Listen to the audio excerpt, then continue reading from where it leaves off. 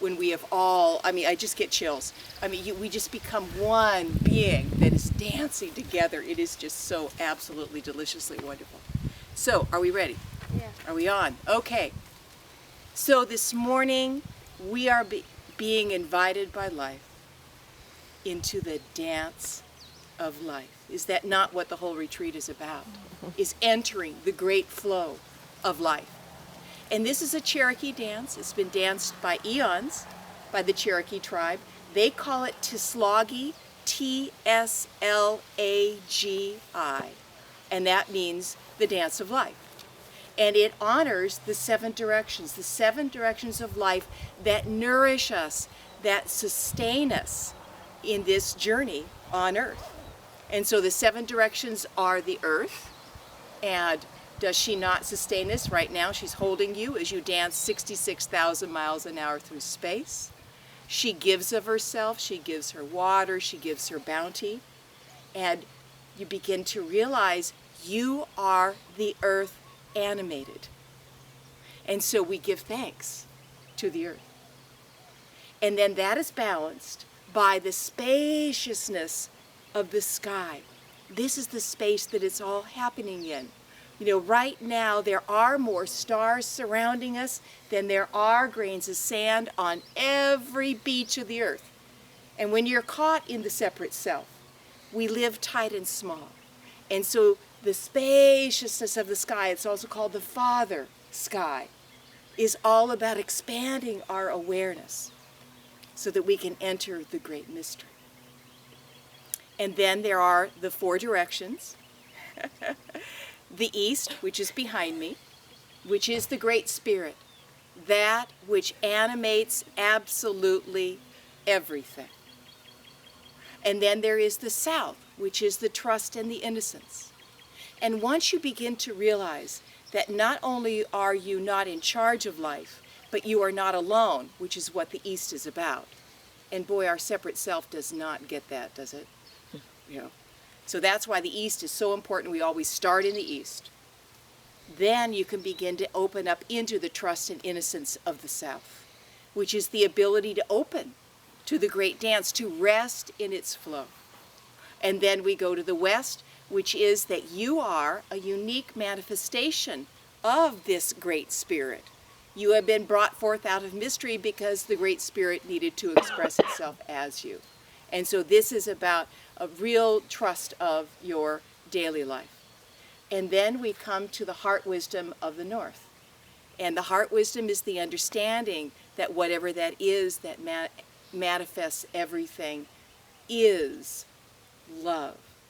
And as you come to know the heart wisdom of the north, then you can know more so the trust and innocence of the south. And as you come to know the Great Spirit of the east, you can come to know more so that you are a unique and necessary manifestation of that great one. And then it all comes together in the central direction, which is the heart, which is what this retreat is all about. And you'll find that the dance will over and over again go through the heart and always back to center. That's why I like to start with centering, with this sense of grounding. So you'll be able to keep on coming back to that place. And you'll be able to do this when you're chopping vegetables now, standing in line at the post office, you know, at the copier at work. You can come back to this grounded place. So now I'm going to show you the dance. I don't want you to do it because I am facing you and you will get confused. And then what we'll do is I'll turn around when we get done with that. And then we'll do it together. So it's a very, very simple series of movements that look a lot like Tai Chi, that work your body, that open your body, that opens you to all of these directions. And we do them and then we turn. And you'll find you'll be automatically turned into the next direction. So it looks like this. You open to the right. You do not pick anything up. It's just this sense of your whole body just opening. And the left arm and the left leg, almost like there's a string attached to them.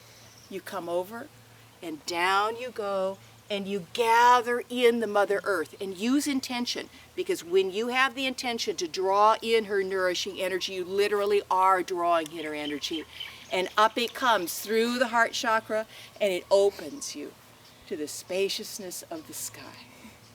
And then you gather all that spaciousness, and then down through the heart, and always back to center. And then you do it to the other side. You open. And then the right arm and the right leg, around they come, and then down you go, gathering in the earth, opening to the spaciousness of the sky, drawing that in, literally drawing it in, down through the heart center, and always back to center. This will be a real stable place, and you'll find we'll pause here for a moment before we do the next movement.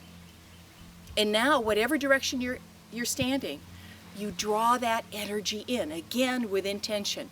And so I am facing the west. And so you draw it in, you draw it in, you draw it in. You literally imagine that energy coming in. And then this is the key to keeping us all together. With your left foot, you step into it. And you open your heart to that direction. And then, without picking up your feet, and this is the other key, you draw in that direction, your feet shift to the opposite direction, and then you open to that direction. Then you draw that in, and voila, you're facing in the next direction. And that is it, except we do it around, and we do it in rounds. It's traditionally done in 4 or 7 rounds. And so let me say a few things before we go ahead and do it together.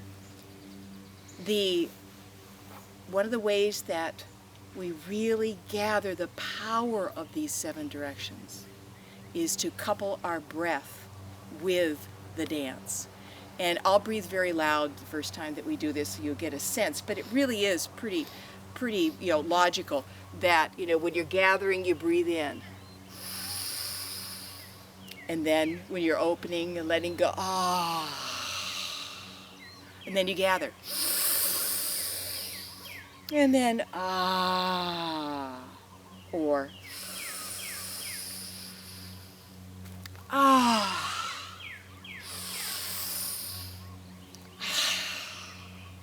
Now, the key is when we're facing a direction, because we're going to be in silence, you do it for 3 breaths, and this is when I'll be really obnoxiously loud so you can really get a sense of it, because what we want to do is we'll learn organically in our bodies the rhythm, so we'll start doing it together, and the breath will be that which will help us really be on the same beat together.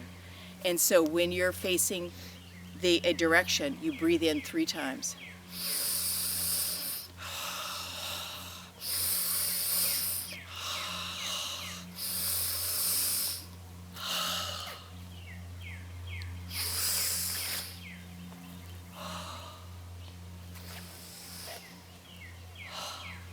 Okay? And you'll get a sense of it. Don't try to figure it out with your head. Your body will know how to do it. Your body knows automatically that when you're gathering, you breathe in. Of course you do. Then the other thing is that it is very powerful to hold an intention. Yes, we are being given this dance. It's a very, very rare gift. The woman that in the 80s began to teach the dance to non-Cherokee people, the tribe challenged her, the elders did, and what she said to them was the Cherokee tribe is too small to hold the space of healing that is happening on the planet, and anybody that will hear of this dance and dance this dance is a part of holding that space. So here we are.